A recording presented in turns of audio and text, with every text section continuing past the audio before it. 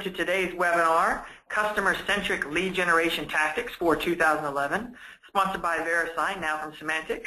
My name is Justin Bridigan. I'll be your host today. I'm with MarketingSherpa. Thank you for taking time out of your busy day. I know everyone's very busy. We really appreciate it, and I know our speakers are eager to share with you the latest research and insights on lead generation tactics. Now, before we do that, we have some housekeeping information and introductions before we begin. Now today, we have three great presenters. Each of them are experts in B2B marketing and lead generation. And they have spoken to thousands of marketers over the years, not to pump them up too much. I'm really eager, and I know you are, to hear all the great things that they have to tell us. So first, let's get started. Jen Doyle is the Senior Research Manager at MarketingSherpa, and she covers B2B marketing, social media, and search engine marketing. She is currently the lead author of the 2011 B2B Marketing Benchmark Report and also the Advanced Practices Handbook.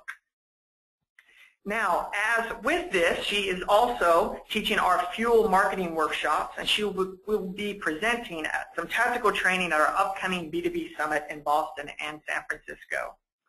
Casey Bauer is a research analyst at MarketingSherpa, and she covers search marketing. She is responsible for compiling benchmark data, insights, and that can be used to track and guide marketers' strategic decisions. She also teaches the Fuel workshop with Jen. It's great to have you with us, Casey and Jen. Now we're excited. We've got Carlos Chang with us today. He is a Silicon Valley veteran, marketer, and a technology junkie with experience developing and marketing at startups, at large enterprises. He is currently the Senior Product Manager at VeriSign. And his latest passion is wearing the white hat in product marketing with VeriSign Authentication team, now part of Symantec. And right now he's helping to develop and promote solutions that help companies bring trust, safety, and security to the World Wide Web. Now before we begin, we just wanted to let everybody know that we are only 4 weeks away from the upcoming B2B Summit in Boston and San Francisco. Jen and Casey and many others like them will be presenting, and they're going to be providing some actionable tactics and how-to strategies. They'll focus on helping marketers transform their B2B operations and overcome their top challenges. What's great about this is they're going to give us a blueprint for future success. So we encourage you, if you're interested, take advantage of the last chance special. You can save $200 by registering below on that link. Now we also want you to join the conversation today on Twitter, and we've got it right now at #SherpaWebinar. And also remember to use the GoToWebinar question box feature that you have as you're asking questions. We're going to be monitoring those, and so feel free to continue to ask those for us. Now keep in mind that we'll have about 10 minutes of Q&A after the presentation has concluded. Now a question I get quite often is this slide presentation available after? Yes, we're going to be recording this right now, and we're going to be sending you a follow-up email tomorrow that will have this information. So with that, first of all, Carlos, I know you're on the line with us. Can you give the audience some insights on how VeriSign can help marketers? Yes. Hi, everyone. I just really wanted to quickly reemphasize the acquisition of Symantec and with VeriSign Authentication Services. This is really just to avoid any confusions or any as to why is there Symantec and then VeriSign being mentioned. Most of you probably know VeriSign as the circle check, that the red circle check that you normally see on transactional sites like E-Trade or PayPal or something like that, where the transactions are being secured through SSL. That business unit is the Authentication Services business unit that was acquired by Symantec, and apparently Symantec liked our logo so much, the circle check logo so much, that now they incorporated it into the main logo for Symantec. As you see, it's now a yellow circle check. So in the interest of clarity and avoiding any confusion, if you're seeing VeriSign being shown there from Symantec, that's the reason. The acquisition happened about a year ago, but you know, news travels of these kind of things. News doesn't travel as quickly as a marketer would like. Thanks. Oh, thanks, Carlos. Appreciate it. Thanks for those insights. Okay, so let's get started here. Let me start off by giving everyone some background about MarketingSherpa. Some of you may be on for the first time. Our job here at MarketingSherpa is to research, write, and speak about what works in marketing today. Now, our end goal is really helping marketers like yourself continually improve your performance. So how do we do this, right? How are we going to accomplish this? Well, we use an annual research-based publishing training cycle Now, as the graphic shows, this begins when we discuss using some of the research that we have, like we are today, through our benchmark reports and how-to handbooks. We publish those results. We also have newsletters that you can sign up for. These are newsletters that include case studies and best practices on email, social, B2B. We continually try to get that information out to you as we can. We also put on events like the B2B Summit that we just mentioned.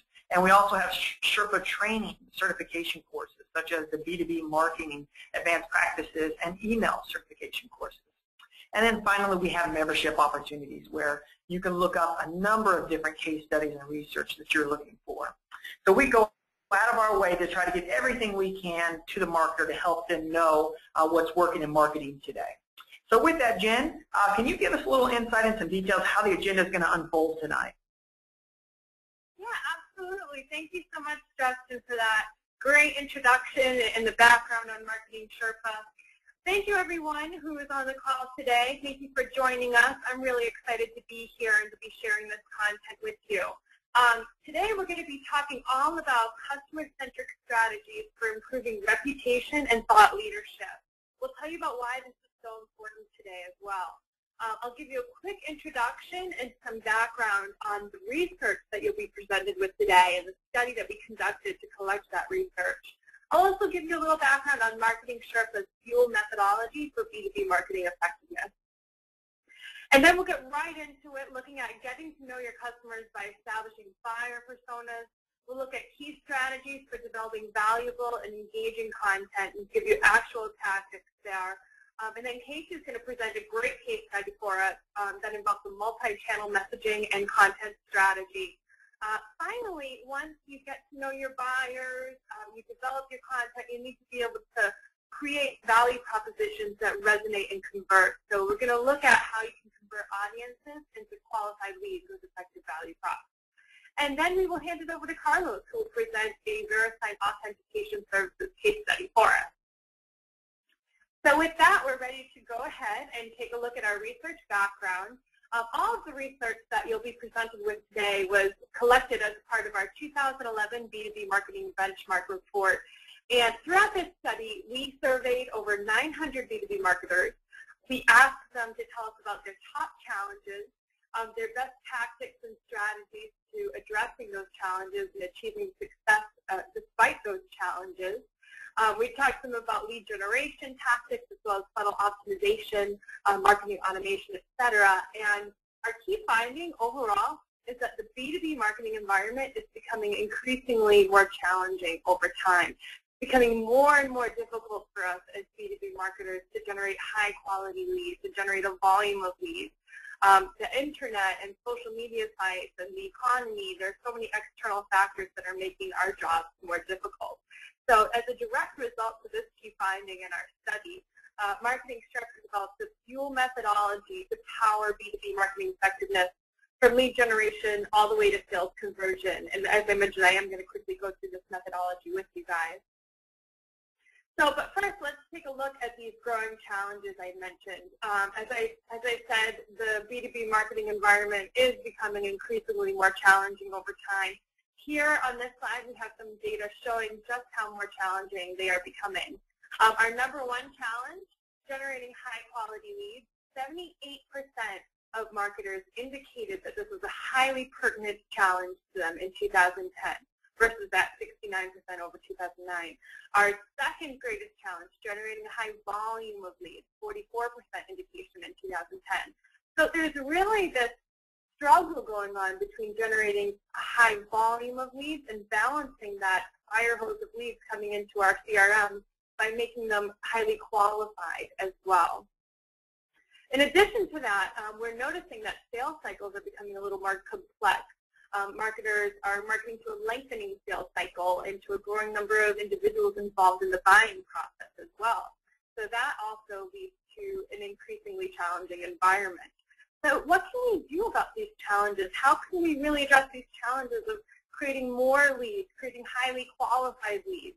Well, we have, at Marketing Sherpa, we have developed the FUEL marketing methodology for B2B marketing effectiveness to really help you revamp your marketing strategies and address these challenges.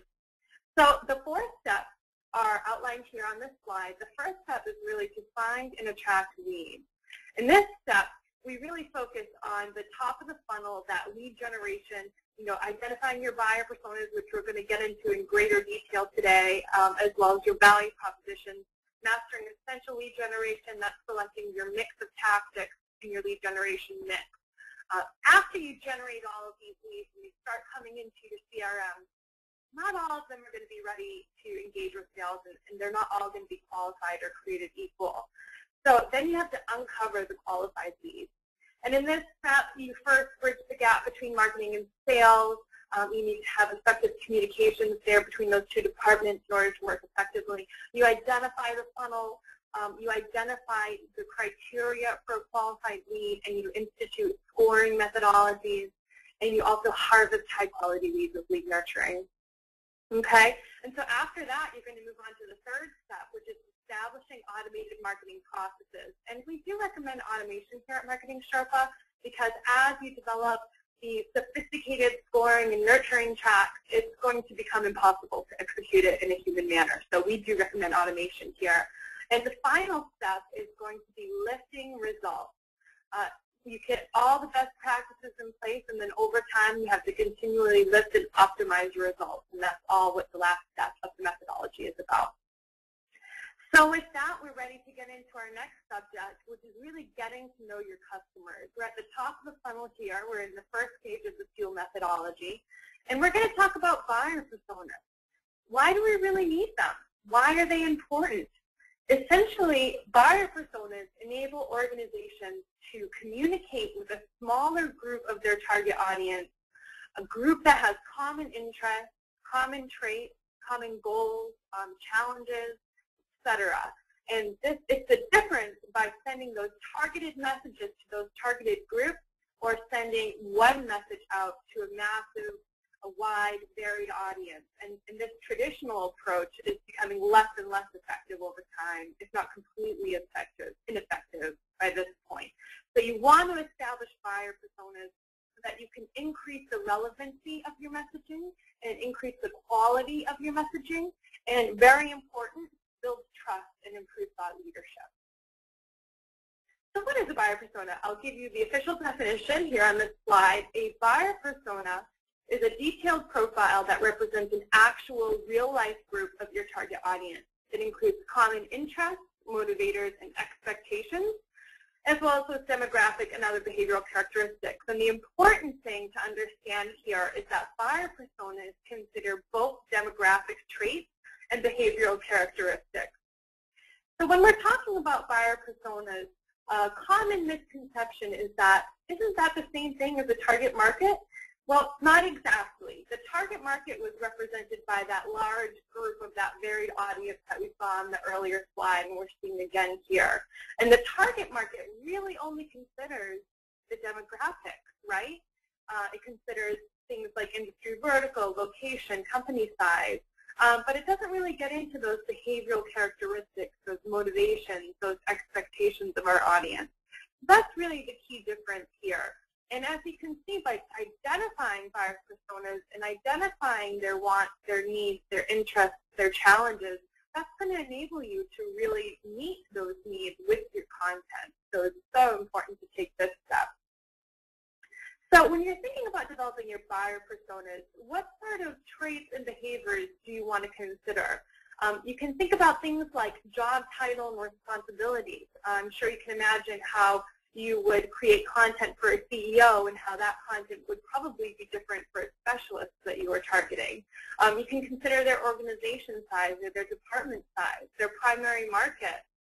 What is their industry vertical? Of course, different verticals are going to have different needs and different interests in your product or service. Location can be a factor. Budget is almost always a factor. Annual revenue. These are all demographic traits that can be considered in your buyer personas. It's certainly not limited to this list, though. Thinking about behaviors, this is where you really get into the minds of your audience and really find out what makes them tick. You look at their key concerns for the purchase. What problem are they trying to solve with your solution? Think about asking yourself that question and seeing what you can learn about your buyer personas. What are their interests? What are their motivations? Why are they buying? What are their expectations? What do they hope to get from this purchase? Their decision-making authority, are they making the final call, or are there a number of parties internally that they're going to have to sell? What sorts of approvals do they need to make their purchase? Urgency of their purchase, do they need it now, or are they on a longer sales cycle? What are their goals? What is their familiarity with your product or service? Are they in understanding of the key benefits that you have to offer, or is there some certain level of education that's required there in order to get them to see? What are their key pain points and challenges? And what sorts of validations do they need to make a purchase? So now that you have an understanding of the importance of buyer personas, the traits and behaviors you want to look for, let's look at how you can actually collect this information and find answers to the questions on the previous slide. So you want to conduct considerable research for your buyer personas, and you want that research to be both qualitative and quantitative. So let's look at the qualitative here on this slide. First off, you want to talk to customer-facing departments. Talk to sales. Talk to customer service. Ask them what they think about your prospects. Ask them what they talk about with your prospects. These individuals are a really great source of information. They're talking to your prospects and your customers all day, and they have great insights as to their motivations, their expectations, their interests, etc. So be sure to talk to sales and customer service. And when you're having these meetings, be sure to identify who they see as their best prospects and worst prospects, as well as same goes for customers. Look for the best and worst customers and just document who those individuals are in your CRM. So step 2, you want to go straight to the source. Talk to your prospects. Ask them about their motivators, their challenges, their barriers to success, etc., their barriers to making a purchase. Interview best and worst prospects here too. And it's so important here to talk to the best and the worst because you want to differentiate between these two groups so that eventually in the future you can start attracting more of your best customers and less of your worst customers. Okay, so your third step here, your final step in qualitative, you want to talk to your customers. And same thing as your prospects. Talk to your customers about their motivations, their challenges, and you want to interview those best and worst customers again for the same reason.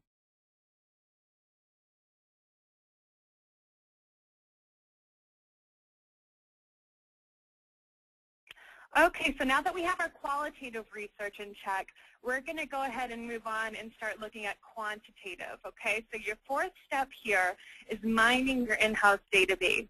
So you want to look for your common traits of your ideal customers and your common traits for your undesirable customers. Okay, so when you're looking at your ideal customers, you want those customers who have larger deal sizes, who have shorter time frames to purchase, make repeat purchases, make referrals for you. Take a look and see what sort of commonalities you can draw amongst these types of customers. And you also want to look at common traits for undesirable customers. These are your customers who are making refunds. They're the ones who are nickeling and diming you to get your price down. They're the smallest deal sizes. They take the longest to close, or they're less profitable for one reason or another. And what's the difference between these two groups? Again, it's really important to differentiate because you want to eventually attract more of your ideal customers and less of your undesirable customers. This is going to be good for revenues and for reputation overall because you're not going to have customers who weren't a fit for your organization in the first place going out and talking bad about you on social media sites, etc. So you want to identify the difference between these two groups. And this research also enables you to identify those answers to those questions, those traits, those behaviors we were talking about earlier, identifying what makes your buyer personas tick, what are their interests or their motivations for a purchase, etc. Okay, so that's quantitative research. So now let's move on and give you a couple examples of sample buyer personas. So here we have an example of an ideal customer. This is for an email marketing services hypothetical company here. So their ideal customer is the B2C retailer with ample resources in-house. I guess that sounds like everybody's ideal customer, right? They're seeking a comprehensive platform to deploy promotional email campaigns to a large list of over 100,000 contacts. There you have the profitability. There you have the deal size. They tend to have a solution in place but are seeking a more in-depth product. That statement indicates that they have a key understanding of the benefits already. There's not a high level of education required there. Their organization has over 500 employees. This buyer gets it, has a clear understanding and value for the benefits of this product. Again, that speaks to the level of education and understanding. This buyer has ample resources, both financial and departmental, again, sounding like everyone's ideal customer, but that's going, again, with the budget criteria and the deal size. So just an example of the level of detail you really want to get into when identifying your buyer personas. Because you can see when you're armed with a buyer persona like this, you'll be able to develop really great content that's going to be highly relevant to that target customer. And relevance these days builds trust. It builds thought leadership, and it's so important at all stages of the B2B sales cycle. So once you have your buyer personas identified, you're going to need to communicate them internally and get them rolled out throughout your organization. And using a buyer persona quadrant, this is a great tool to accomplish this. So what you want to do is identify your personas for your ideal customer and your worst customer, and identify the two key traits that differentiate these two groups. In this example, the key traits are the potential deal size and the education or understanding of key benefits. So the ideal customer meets both of these criteria in the best manner, so that's why in the top right. And the worst customer on the flip side, they're bottom left for the opposite reason. And usually there's a couple additional personas that you can identify there somewhere in between. Maybe they have high education, low potential deal size, and vice versa. So plot a buyer persona quadrant. Once you develop your buyer personas, this can be a great tool to get them rolled out within your marketing department, share it with sales. Great way of getting these buyer personas rolled out within your organization. Okay, so that's buyer personas. Now let's move on. Now that we have an understanding of what types of ideas that we need to generate great content for our audiences, let's look at the key strategies for actually developing this valuable, engaging content in this next section here. So in our study of over 900 B2B marketers, we asked them about their best practices in developing marketing content. And number one tactic, repurposing and reformatting existing content. Yes, 64% indicating that this is their top, most effective content development strategy. This is a great tool for marketers to use. You know, so often we've developed case studies over time, press releases, blog posts. We have this arsenal of content available to us. And most of the time, this content's probably only reached a small portion of our target audience. So it's a great practice to reuse and repurpose this content to reach new audiences and convert them. So number one tactic there. Another interesting tactic is recruiting authors internally from other departments. 48% indicated that was an effective tactic. It can be difficult to get initial buy-in for this tactic. But once you can get over that hurdle, this is a really effective tactic to get more people developing content in your organization. People in sales are great for social media. They usually have highly personable personalities, I guess. So they're really great candidates to help your social marketing campaign and their content there, for example. Engineers are true product experts and can be great content developers as well because of that. Looking at outsourcing to an agency, this was coming down lower on the list. Only 20% of organizations indicated this was effective. We suspect that this is stating a lower level of response because it can be challenging to find that great fit in an agency, right? When you move to having a third party develop your content, you lose a little bit of control. You might lose a little bit of specificity. But if you can find a great fit, that's also a really great tactic for producing content. So let's look at a few key principles in developing highly effective and relevant content here in the next few slides. The first concept I want you to understand is that thorough research leads to engaging content.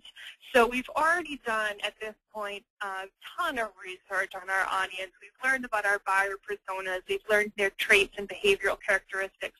But we also have to research what types of content they actually want to receive. So what subject matter is going to be interesting and valuable to them? What topics do they actually want to learn about? Are there any opportunities for us to fill a void? Is there any topic that's particularly in demand, but there's not a whole lot of content out there about it, so we can fill that void and really position ourselves as true thought leaders? What types of article formats do they prefer? Do they prefer articles themselves, or do they prefer to watch videos, listen to podcasts, etc.? So you really want to conduct research on the content itself. And a couple of great tools outside of your research tactics that we talked about earlier, your qualitative and your quantitative, your interviews, internal and interviews with prospects and customers, as well as mining your in-house database. You can use search engines and social media sites to conduct this research as well. Search engines can help dictate current demand of subject matter, and social media sites can help identify consumer language. It can help identify the preferred article formats, what types of content is your audience sharing online.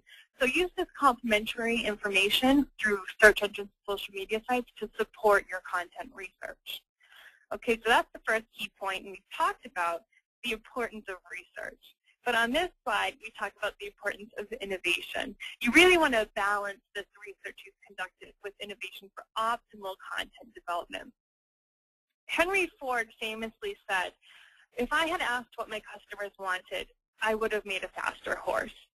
So this alludes to the fact and our concept here that we want to discuss on this slide that, it's really important to meet the demands of your audience. It's critically important, in fact. But we're the only ones who truly understand our value propositions for our products, our services, our company's goals, etc. We're real experts in the space, probably more so than most of our audience members. So we need to balance our expertise and our innovation with the research that we've conducted to identify demand. So for example, in this instance of Henry Ford's quote, if he had in fact asked his customers what they wanted, and they had in fact indicated that they wanted a faster horse, that may have helped him and support his innovation that he had, of course, in the automotive industry. Okay, our next concept is that personalization improves relevance. And here we have a chart from our study showing the personalization of marketing materials. And the vast majority of B2Bs are, in fact, using some level of personalization. Either they regularly personalize it or they personalize it from time to time. So why is this? Of course, personalization builds relevance. It creates a sense of a one-to-one communication. It builds trust in that manner, and trust, as we understand, is such an important aspect of the entire lead generation and funnel optimization mix these days. But let's look at this concept of personalization and apply it in a bigger way. Let's think about personalizing the delivery of our content with segmentation, personalizing the formats of our content. You can take this personalization to a whole new level other than just, personalizing that to-line in your email. So think about personalization in terms of personalizing the type of content, the subject matter of your content, and the segmenting the delivery of your content to improve that relevance and improve that quality. So finally, you cannot make the grade without a good test. In marketing, we're always testing our lead generation campaigns. We're testing our email campaigns. We're doing A/B tests in paid search. Our content should be no different. We should always continually be testing the subject matter of our content, the format, the readability, the timing of distribution, and always running A/B split tests to see which types of content is either downloaded more, shared more on social media sites, open more for looking at email. There are so many opportunities for you to test. You always want to be testing this content and making sure that you're developing the optimal type of content for your audience. Okay, so at this time, we're ready to move on and look at our MarketingSherpa case study. So I'm going to go ahead and hand it over to Casey to present this case study. Great, thank you, Jen. I'm going to walk you guys through a case study on suitcase.com, an online luggage retailer. And we chose this case study because it addresses a problem that many marketers face, namely marketers in all types of organizations often focus their tactics and goals on one particular marketing channel. And in doing this, they can overlook how various channels actually complement one another. And that kind of synergy is what this case study really does a good job of looking at. Suitcase.com combined the strengths of multiple marketing channels into a content marketing campaign, and the result, they saw a 5-fold increase in their blog traffic. So let's look at how they did it, starting with their campaign goals. Suitcase.com wanted to develop a content marketing campaign to attract more visitors to the company's blog. They really believed that educating shoppers on the types of luggage they needed would cement their authority in the luggage retailing business. The catch was that they did not want to spend any money on advertising. Rather, they wanted to figure out how they could use their existing marketing channels to attract the right audience. They approached their campaign in 3 major steps. First, they researched their audience for topics of interest. Second, they developed the content piece, and then finally they distributed the content. So let's go through each of these steps in more detail, starting with the research. The team used search metrics to identify potential report topics, and you'll remember that Jen just talked about that and how that can really help you uncover demand. They looked at search volumes for words like luggage, suitcase, and other related keywords, and they uncovered that there were particularly high search volumes for phrases such as baggage restrictions and travel bags. Now, you have to know that they were running this campaign during the time that the airline industry had rolled out new travel restrictions and baggage fees.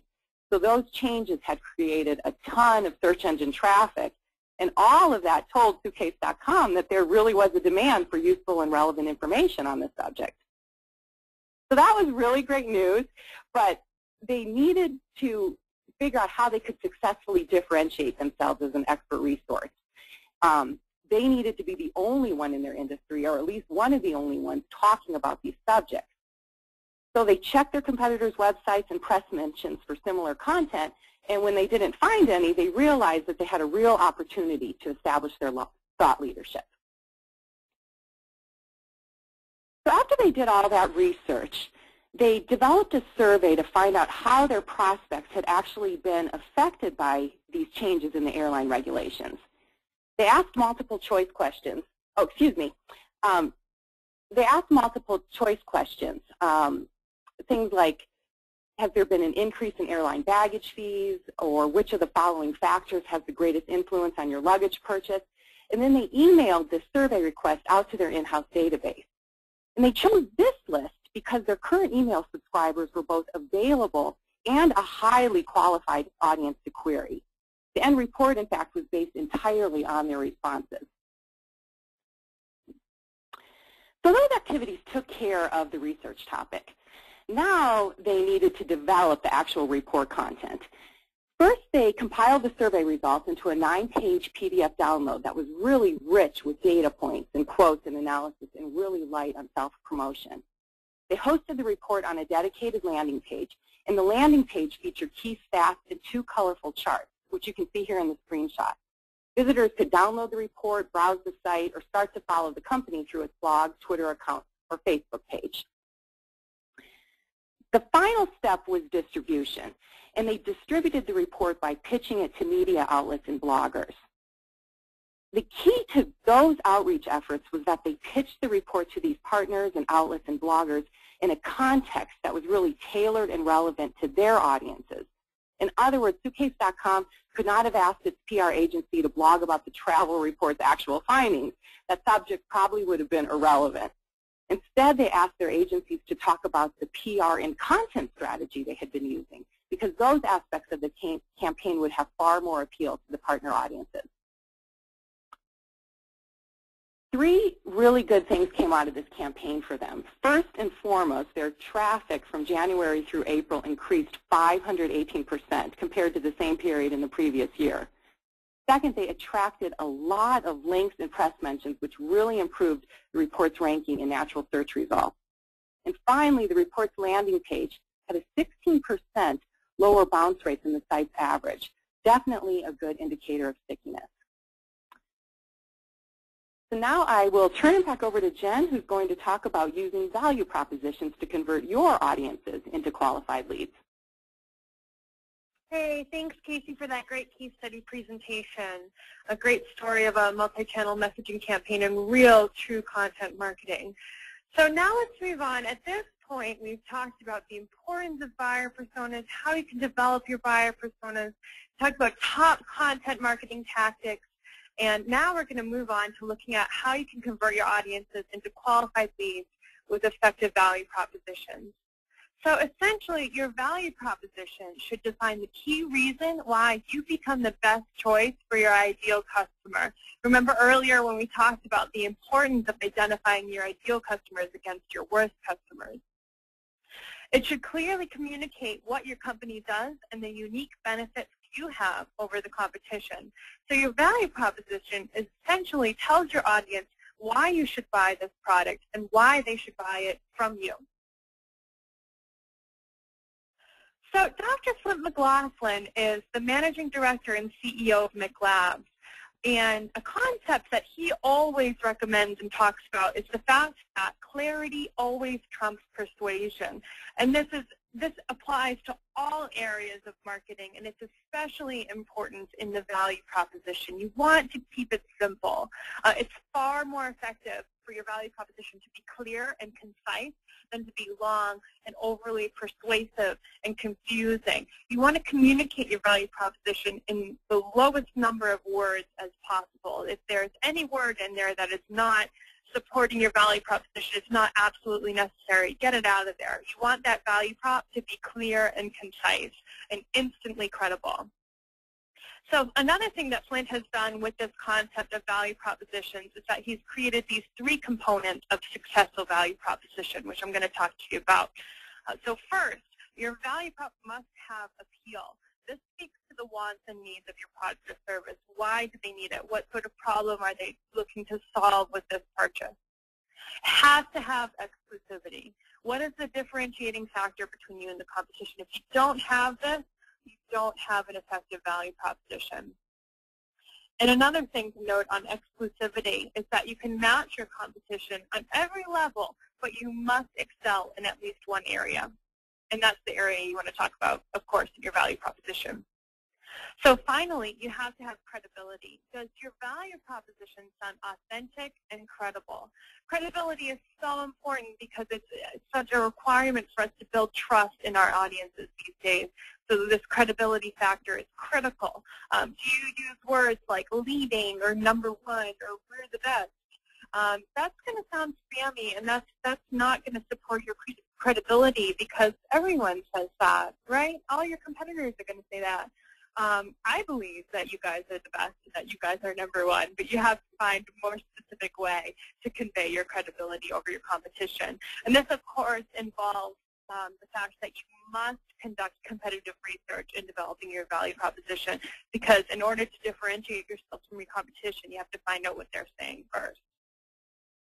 So another thing, again, this is from Dr. Flint McLaughlin. He's developed 5 points for an effective value proposition here at McLabs. So the first point is that a value proposition is not usually determined, it is discovered. It grows out of need. It meets the need of your target audience. It's avoiding a sales-driven approach to product development. You develop your products to meet the needs of the market.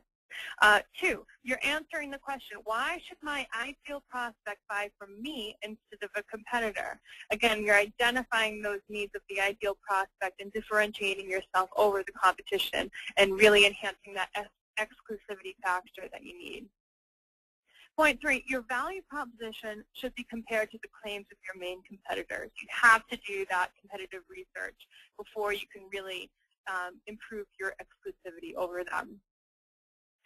Point 4, refine your value proposition until you can articulate it in a single, instantly credible sentence. Again, going back to clarity trumps persuasion, it's far more effective to be clear and concise than overly wordy and persuasive. And finally, in the end, you must test your value proposition. Earlier when we were looking at content, I talked about the importance of testing all different aspects of your marketing mix, and the value proposition is no different. You can test value proposition through a number of vehicles. PPC ads can be highly effective to run an A/B split test for your value prop, landing pages, email campaigns. There's so many opportunities to the marketer to run these tests. And again, this value proposition is just going to be part of an overall content marketing campaign, a very critical part, but this whole campaign is going to be aimed at building the trust of your audience, improving your thought leadership, and really getting that conversion. So with that, we are ready to hand it over to Carlos so we can talk about building trust throughout the entire sales cycle with a case study. Go ahead, take it away. Excellent. Thanks, Casey. So great presentation so far. I mean, it's a really relevant topic. I'm really always impressed by Sherpa's depth and detail of all the presentation.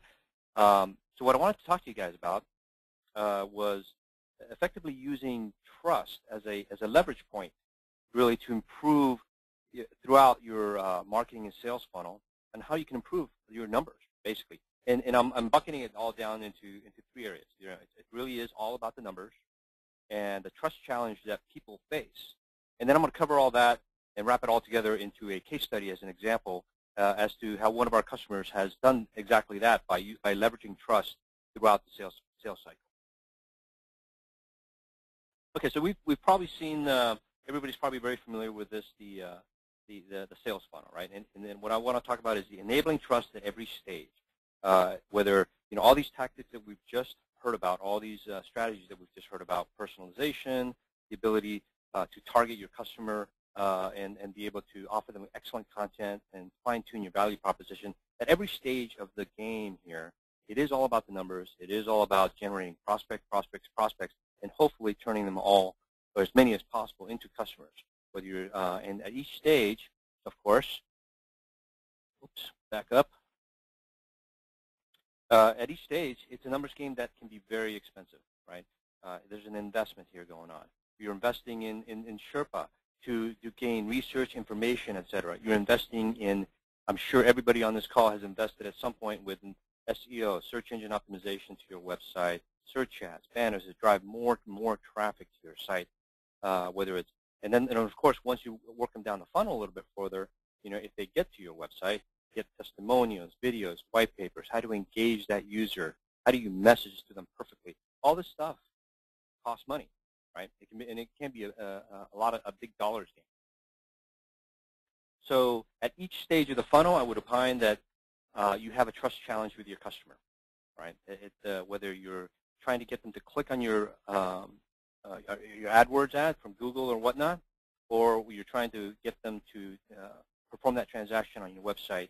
And in this diagram here, working clockwise, I've just sort of outlined some of the things that, you know, consumers on the internet that aren't as web savvy as ourselves, perhaps, or security savvy, that they're challenges they've had to deal with the evolution of the internet. You know, starting with just standard computer viruses, right? We initially started, oh, I might get malware or some sort of virus attacking my computer, so you've got all these antivirus products. Then you started getting more and more involved with email, so now you're getting spam. And then from spam, you ended up starting getting the phishing. And phishing, if you're not familiar with that term, is where they're trying to get you to respond to something and go to their website, possibly a nefarious website, where they're potentially either infecting your computer or possibly trying to get you to give them your username, password, or bank account, et cetera, and possibly steal your identity. And then it's evolved now more toward being more sophisticated, where the websites themselves can potentially host malware. There's even probably most of you or may not be aware of this particular term, drive-by malware, where you can effectively just visit a website that has nefarious content or some sort of malware content, and you don't have to even do anything. If you don't have your computer or your browser up to date with the latest and greatest patches, security patches, you just have to visit the site, and boom, you will get a virus on your computer. Very scary. So we always encourage people to have the latest browsers or the latest OOS patches, et cetera. I mean, I really don't see any good reason anybody should be on IE6, for example, because it's not a very secure browser at this point. And then evolving more into social engineering attacks, right? This is where, you know, I think it was Jen that was talking about personalization in order to reach your customers.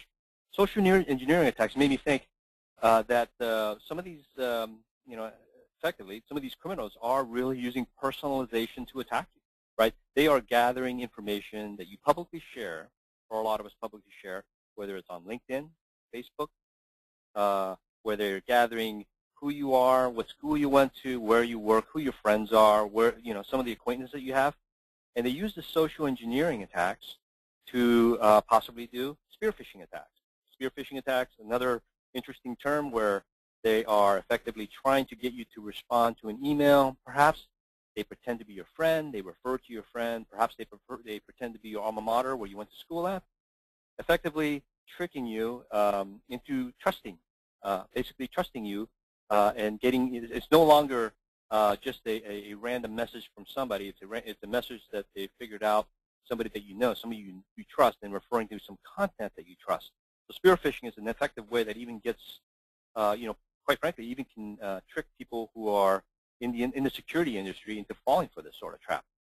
And then finally, and just to close, not that this is the end of the evolution, this stuff continues to evolve, which makes it kind of cat and mouse game of a challenge, is malvertising. Malvertising is the concatenation of two words, malware and advertising, where the ad networks themselves are becoming compromised. It's a well-known, highly publicized case where, for example, the New York Times, I'm sure many of us on this call go to the New York Times and read the articles and maybe even click on some of the ads. Back in, it was only, I think, a couple of years ago where they were a victim of malvertising, where the content itself was leading, sporadically. It wasn't always showing up, but leading people to malicious sites or and such. So malvertising, a great way to gain somebody's trust on an existing site by compromising and then compromising the ads themselves to gain access to your computer or whatnot. So my point here is that as a consumer, you're running into a lot of threats, and as a marketer, we need to be able to assure people that you can trust us at every stage of the game. So that's the trust challenge on the funnel. During the awareness stage, consideration, and action, is that, are you sending me spam? Are you spear phishing, social media attacks, etc.? Is that website that you're visiting nefarious, right? Is it a criminal site? And then at the end of the day, if you're able to get them down to the point of action, and can you get them to really pull the trigger and put in their credit card or give you a call, etc.? That's a big challenge, and that's where trust, in my opinion, can be a great leverage point to make all those dollars that you've spent already, because people do business with those whom they trust, right? At the end of the day, nobody's going to pull the trigger if there's some doubt in their mind, especially if the transactions are sizable. So let me go through this within a case study. This is a case study that's on our website. This is BuildTiger.com. I've spoken to Hadley Reed. He's the president, good guy, and this is interesting. I pulled up his case study in particular because his increases. I mean, this is kind of. I actually doubted what he told us early on when we talked to him for a case study, because he claimed over 600% increase in signups. What they do is a bill reduction service by just using our seal. But it kind of makes me. I think it was one of the. I think it was Casey or Jen was talking about how.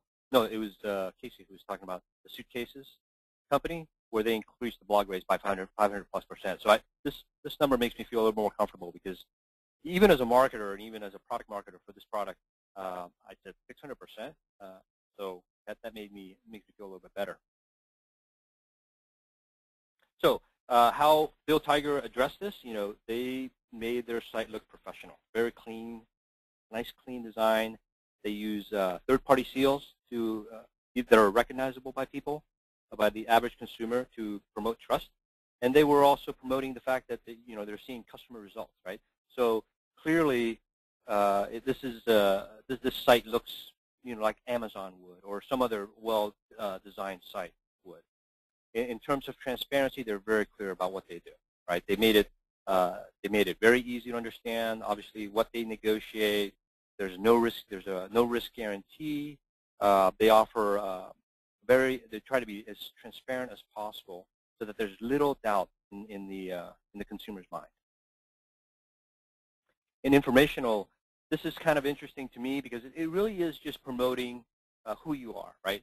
I mean, I keep talking about trust, and trust, but at the end of the day, you tend to trust people whom you know a little bit about, right? The more you know somebody, the more you visit the store, the more comfortable you become, or perhaps this could be a recommendation from a friend, the more likely you are to trust them.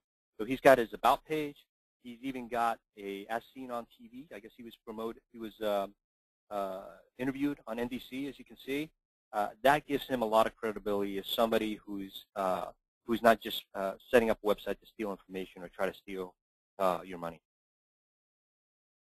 And in terms of relationship, he's got, obviously, most of us probably have a Facebook type of account for your business. This is an opportunity to engage with people. Again, let them get to know you. And in particular, especially with social media, it's hard to fake. It's hard to fake time, right? If you've had engagements with your customers on your Facebook pages for months, years, etc., that is something that you really can't fake. And it's going to be, if you visit the site and you want to do a little research on them, you're going to see the interaction that they have had. That's going to enable you to build that relationship with existing and new customers that are able to see the background for you. And in terms of, this is more technical, but in terms of security and authentication, in this case, they're an e-commerce site, so they offer a high degree of encryption. They make sure that you've been verified by a third party, identity verified, that sort of thing. And even they go through the service of a malware scan, making sure that their website has been scanned for malware. Again, to assure customers that even good websites can accidentally go bad when they've been hacked.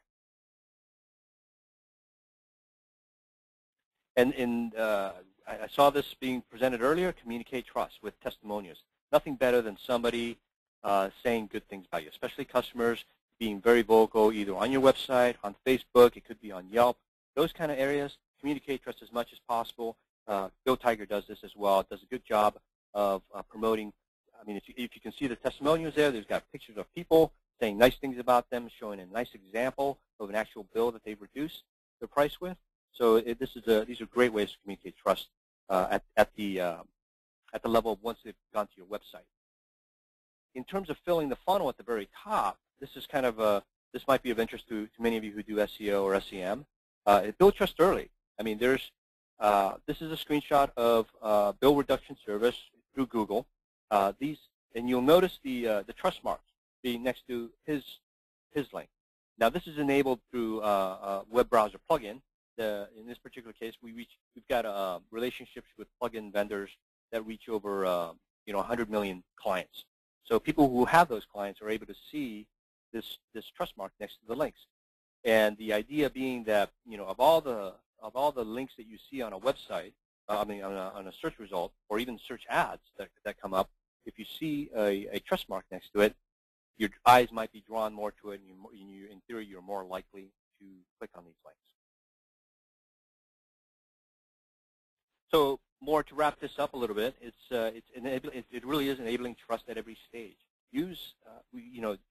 Whether you were using all these great ways of driving traffic to your website, SEO, search ads, you're doing great messaging, you're really investing a lot into trying to engage your users at every portion of the stage. If you're able to enable just a little more trust at each portion, spending thousands and thousands of dollars just to get them at the top of the funnel. If you get that 1%, 2%, 0.5% really, in some cases, of improvement through enabling more trust, it's a huge leverage point that can make your dollars go a lot farther. Okay, back to you. I think it's Justin. Yeah, Jen, can you give us a little? Thanks, Jen. Go ahead for us. Sorry. Thanks, Justin and Carlos. Guys, I'm just going to quickly go over the top takeaways before we give it over to Justin. I know we've covered a lot today. Thank you, Carlos, for that great presentation, that great case study. So let's quickly go over our top takeaways here on this slide. So as we discussed today, the role of the B2B marketer is becoming increasingly more challenging over time. It's becoming more and more difficult for us to generate a volume of qualified leads. Buyers are expecting more from brands. They have all of this easy access to information online and peer opinions through social media sites. So if we want to compete, we must deliver by providing valuable content to them with compelling value propositions that's going to resonate and make them convert. As we saw in the Bill Finder case study, we want to boost conversions by building trust right on the landing page. And a key point from Carlos' presentation that really resonated with me was that people do business with those whom they trust. At MechLabs, we believe that marketing is a conversation and that buying is an act of trust. So I really couldn't agree with this statement further anymore. So, and we really want to enable trust at every stage of the buying cycle, like Carlos was talking about. You want to consider it in the awareness stage, consideration, and all the way through to action. So those are our top takeaways for you. We're so glad that you guys joined us today. Thank you so much. I'm going to hand it over to Justin, and you can go ahead and take it away. All right, thanks, Jen, Casey, and Carlos. Appreciate all of the points that you guys brought up. Very good insights.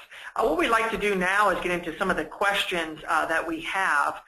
We also want to remind all our webinar attendees that we currently do have a 2011 B2B Marketing Advanced Practices Handbook offer, courtesy of VeriSign, that you can receive your discount for. So now let's go ahead and get to the discounts and talk about a little bit about some of the questions, some of the things that we have for you. The first question that came in, Jen, was actually for you. It says, I don't have a streamlined CRM. Where can I run reports that you recommended for developers buyer personas? Hey, whoever submitted that question, that's a really great and relevant question. I hear this all the time on the road at our B2B workshops. Not everyone has all of this data available to them in their CRM, right? Sometimes the CRM isn't quite as streamlined. But just because you don't have data and you can't complete that step 4 of mining your in-house database, that doesn't mean you don't have resources. So you want to go ahead and talk to customer service, talk to sales, go direct to the source, talk to your prospects, talk to your customers, ask them directly about their motivations, their interests in a purchase, their challenges. You can even, go to the extent of conducting a survey of your audience, and then you can effectively create some quantitative information there as well. So if you don't have all of the streamlined data in the CRM, you still have other resources that you can go to develop your buyer personas. Perfect. Thanks, Jen. Hey, Carlos, this question is for you. An attendee asked, where's the best place to put the seals on their website? Could you give some insights on that? Yes. In general, above the fold, I would say where a lot of folks tend to look at the upper right-hand corner to look for, it's sort of like if you look at these heat maps that they show, there's usually an F pattern. When you look to above the fold, upper right-hand corner, and always next to the button or the area where you want that call to action. If you want them to actually pull the trigger, put that seal next to it, and that's gonna remove any sort of anxiety that they might have to finally hit that buy button. Okay, perfect. And this kind of piggybacks on that as well. Just want to run this by you as well. It says if I use SSL on my checkout but not on my home page, can I still display the seal on my home page to make people feel more comfortable about the buying process? Absolutely. We actually encourage people to use the seal throughout the website to ensure that people know that the site is secure during a transaction, okay, and also the website has been scanned for malware. Okay. Perfect. Jen, this last question is for you. It says sales can get very touchy about calling their leads. How can I research buyer personas if I can't really get permission on contact some of the prospects? Oh yes, the problem of sales, they get very protective of their leads sometimes, don't they? And once marketing hands the lead over to sales, it can be challenging sometimes to get that permission back from sales to reach out from that prospect. They don't want anything to jeopardize the closing of the deal, right? So first off, you probably have an alignment issue in place with your sales and marketing teams. You're going to want to address that alignment issue before going forward, because that's likely going to help you in a number of areas. As well, in addition to that, maybe in the interim, you can't get permission to contact the leads directly on the phone. You should be able to contact the prospects on the phone that haven't been sent over to sales if you have that qualification barrier in place. If you do have marketing-owned leads and sales-owned leads, you should be able to contact the marketing-owned leads. If you don't have those types of qualifications in place, you can always conduct your survey of your audience. Sales should not have a problem with you sending this out to their leads. It's not like you're calling them and jeopardizing the deal in any way. You should be able to gain their participation in an audience survey. Okay, perfect. Thanks. Thanks again, everyone. Jen, Casey, and Carlos, you guys did a great job. I'm sure the audience really loved all this insight. Just a reminder, all the slides from today's presentation will be sent to you in a follow-up email. Also like to encourage everyone to continue to ask us additional questions via Twitter or email, and take a minute today to fill out the short survey after you leave the webinar. So thank you, everyone. Have a good day.